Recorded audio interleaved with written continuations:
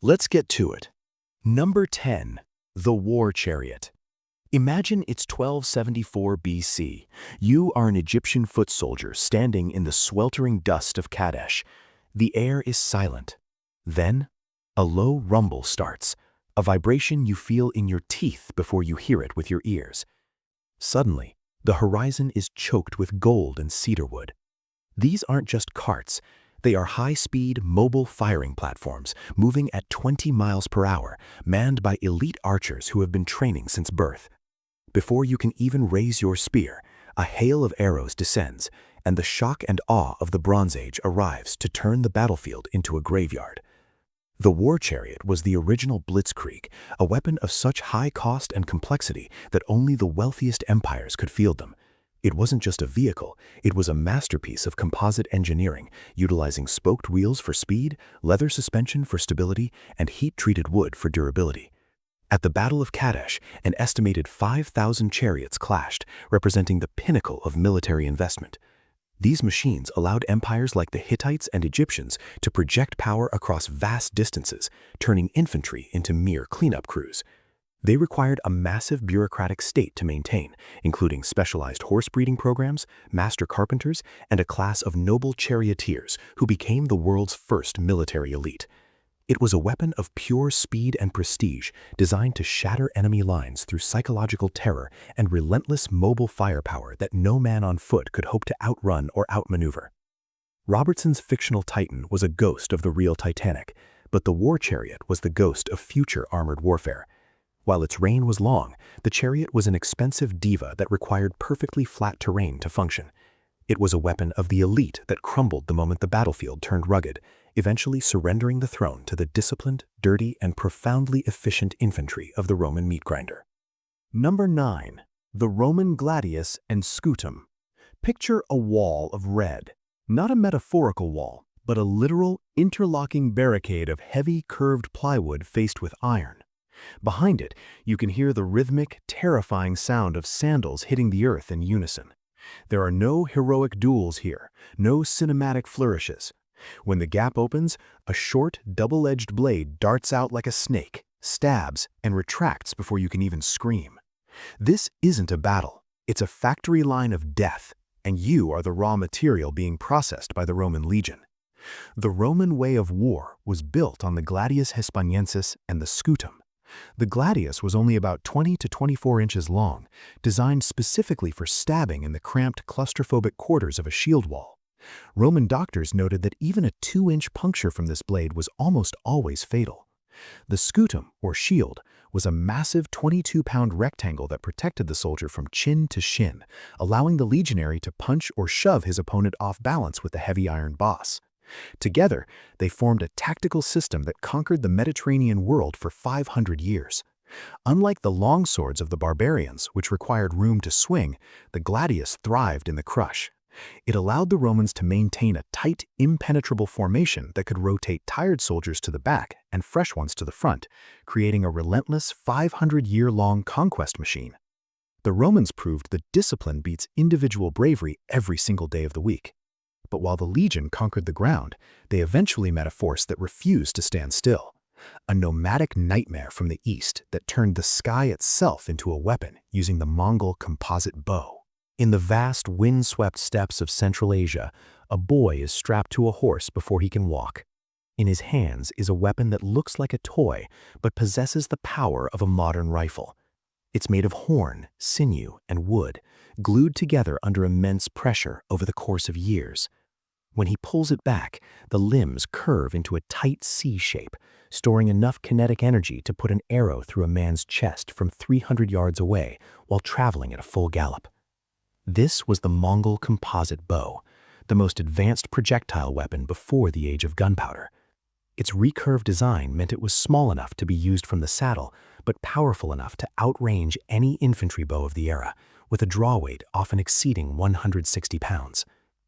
Genghis Khan's hordes used these for Cantabrian circles, a tactic where waves of horsemen would ride in a loop, raining thousands of arrows on an enemy without ever coming within reach of a sword.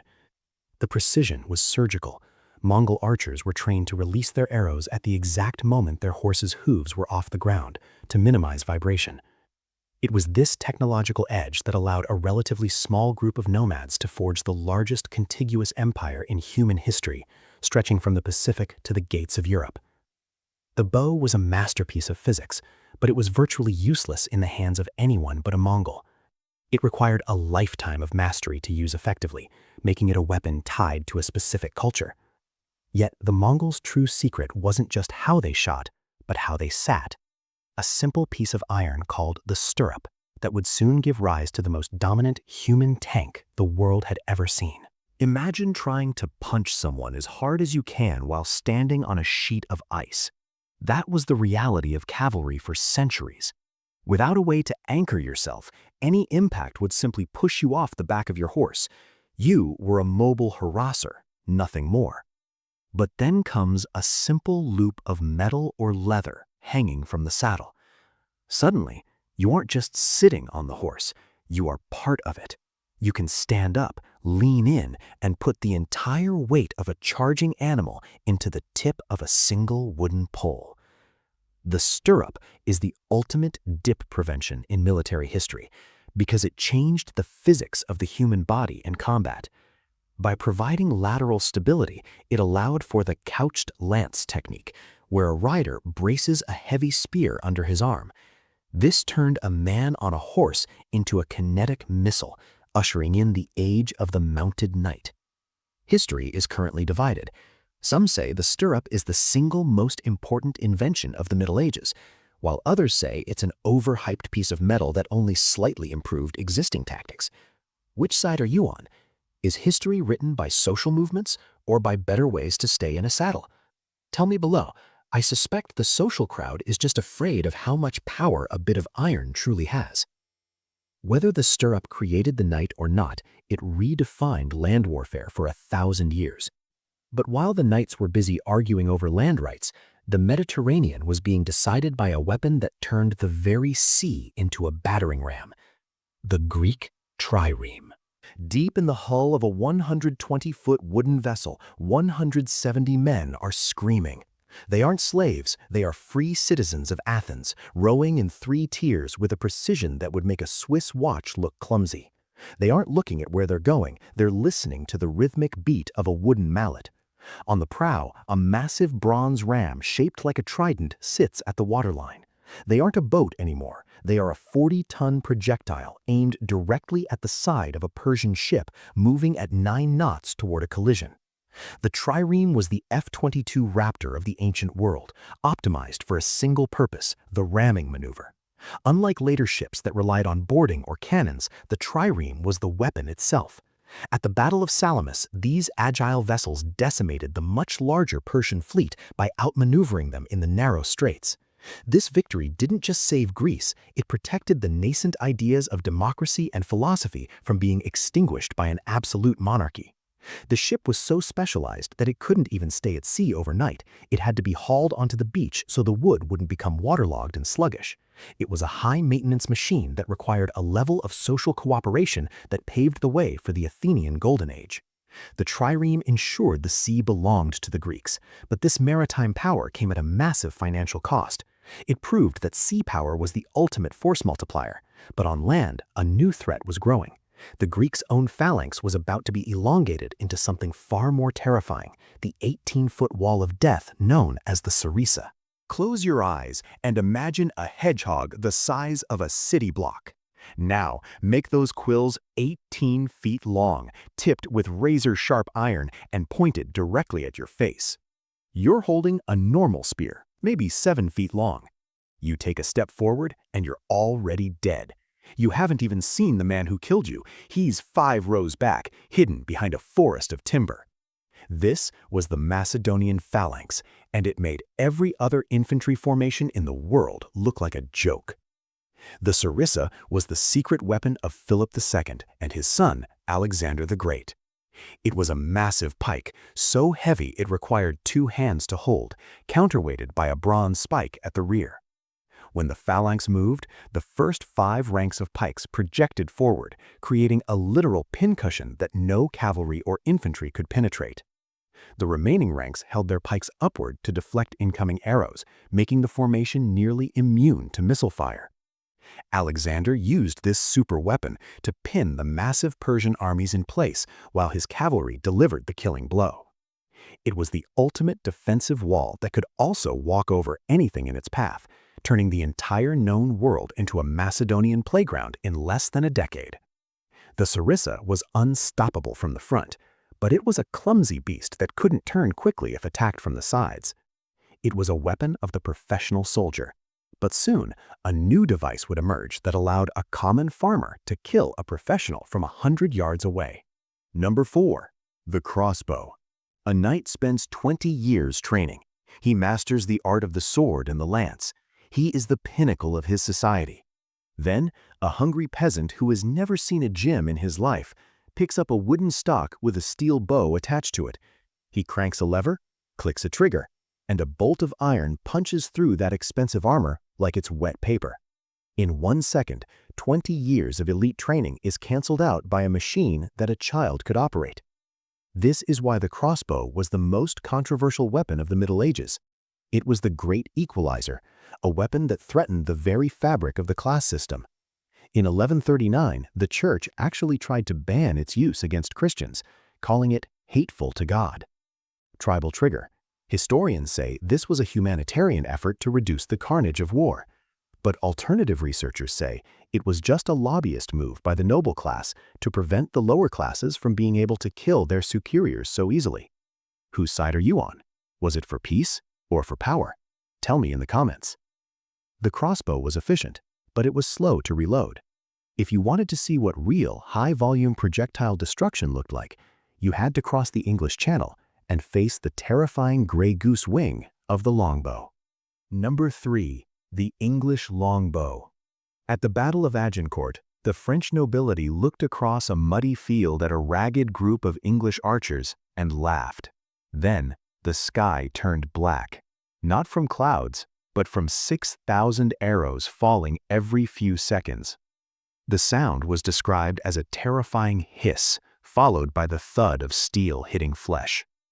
By the time the French reached the English lines, the cream of their aristocracy was lying face down in the mud, pinned to their horses by 6-foot staves of yew wood. The English longbow was a biological weapon as much as a mechanical one. It required so much strength, often over 100 pounds of draw weight, that the skeletons of longbowmen found in shipwrecks actually showed deformed left arms and thickened bones. A trained yeoman could fire 12 to 15 arrows a minute, creating a storm of projectiles that functioned like ancient machine gun fire. Unlike the crossbow, the longbow had a terrifying range and could be used for indirect fire, arcing over obstacles to hit targets. It was this weapon that allowed tiny English armies to humiliate the French for a century, proving that a high rate of fire is the ultimate cheat code on the battlefield. The longbow could stop an army in the field, but it was useless against stone. For that, you needed the most terrifying sight of the ancient world, a wooden skyscraper on wheels that refused to stop. Number 2. The siege tower. You are standing on top of a 30-foot stone wall. You feel safe. You have boiling oil, rocks, and height on your side. Then, through the morning mist, you see it. A massive, multi-story wooden tower, covered in raw hides to prevent fire, slowly creaking toward you. It's taller than your wall. At the top, you can see the glint of helmets. There is no way to stop it. As it hits the stone with a bone-jarring thud, a massive drawbridge drops, and 100 angry soldiers pour directly onto your ramparts. The siege tower, or helepolis, was the ultimate expression of ancient engineering. Perfected by the Assyrians and later the Romans, these mobile fortresses were often over 100 feet tall and required thousands of men to move. They were packed with internal stairs, catapults, and hundreds of troops. The psychological impact was as devastating as the physical one. Seeing a tower approach was often enough to make a city surrender before a single sword was drawn.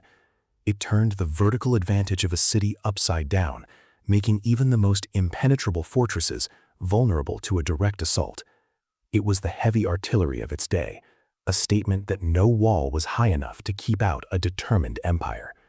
The siege tower was the pinnacle of brute force, But the future of warfare belonged to something far more sophisticated, a mechanical marvel that wouldn't be seen again for 1,500 years, the Polybolos. Number 1. The Polybolos. Picture this. It is 250 BC. You are an engineer in the great arsenal of Rhodes. In front of you sits a massive wooden machine that looks like a standard ballista, but it has a strange wooden hopper on top. You turn a single iron crank on the side. With a rhythmic click-clack thud, the machine pulls its own string back, drops a bolt into the groove, locks it, and fires it automatically. You don't stop cranking. Every 2 seconds, another iron-tipped projectile screams through the air with enough force to pin a man to a tree. You aren't just an archer anymore. You are the world's first machine gunner. This was the Polybolos, the many-thrower, a semi-automatic repeating catapult that utilized a mechanism so sophisticated it feels like it belongs in the 19th century. The core of the weapon was a revolutionary chain drive, the first known use of a flat-link chain in human history. This chain was connected to a windlass that the operator turned. As the crank rotated, the chain moved a sliding plank back and forth. On the forward stroke, a metal claw would grab the bowstring. On the backward stroke, it would pull the string into the firing position. Simultaneously, a rotating wooden cylinder would allow exactly one bolt to drop from the overhead magazine into the firing slot. The final part of the rotation would trigger the release, firing the bolt and starting the cycle all over again. A standard ballista team fired maybe 2 bolts a minute. The Polybolos could fire 11 bolts in the same time. In naval combat, this was the ultimate suppressive fire weapon. It didn't just kill, it prevented the enemy from even standing up. Historical markings on ancient fortifications suggest these repeating weapons could hit the same spot over and over until they literally drilled through an enemy's shield. The Polybolos was a mechanical ghost, a high-tech anomaly that was eventually lost to time because it was too expensive and too complex for the average uneducated conscript to handle. It remains a haunting reminder that the machine age didn't start with the steam engine, it started in a Greek workshop. But while the Polybolos was a miracle of engineering, our final entry is a weapon of such legendary terror that it actually gave birth to the concept of the mad scientist, the Claw of Archimedes. Imagine you are a Roman legionary in 214 BC, floating toward the seawalls of Syracuse. You've conquered half the known world. You're in a massive 40-ton warship backed by 60 others. You expect arrows, maybe rocks. But as you reach the wall, the sky seems to reach down. A colossal iron hand descends silently, snags the prow of your ship, and lifts the entire vessel into the air like a child picking up a toy. You aren't in a battle anymore. You are in a nightmare. This was the Claw of Archimedes, a weapon of such mechanical audacity that it stalled the Roman conquest for years. Behind the fortifications, the legendary mathematician had constructed a series of massive lever-based cranes that utilized the laws of physics to perform the impossible. When a Roman ship approached, the hand, a heavy iron grappling hook, was lowered by a massive chain. Once it hooked the timber of the prow, a system of pulleys and hidden counterweights inside the city was engaged. The crane would hoist the ship vertically until it was standing on its stern, shaking the Roman sailors out of the vessel like ants from a rug. After the ship was sufficiently suspended, the mechanism would trigger a sudden release. The vessel would plummet back into the Mediterranean, either shattering its hull upon impact or capsizing instantly. It was a psychological operation so effective that Roman soldiers eventually fled at the sight of a simple rope being lowered, convinced they were being hunted by a mechanical god. The twist? Rome eventually took the city, but only through a secret betrayal during a festival, not by defeating the machines. Archimedes himself was killed by a soldier because he was too busy drawing geometric shapes in the dirt to notice the city had fallen. We like to think of progress as a steady ladder, but the claw proves it's a circle. If one man with a lever could stop the world's most powerful empire, what other ancient miracles have we simply forgotten how to build? You're still here, which means you're now officially more dangerous at a dinner party than 99% of the population. If you want to keep receiving these tactical upgrades to your brain, hit the subscribe button and join the oddly explained inner circle. We don't just teach history, we teach you how the world actually works. Stay curious, stay skeptical, and remember, the only thing more powerful than an 18-foot pike is the person who knows why it was built. Now go forth and be the glitch in someone else's system. And as always, stay curious.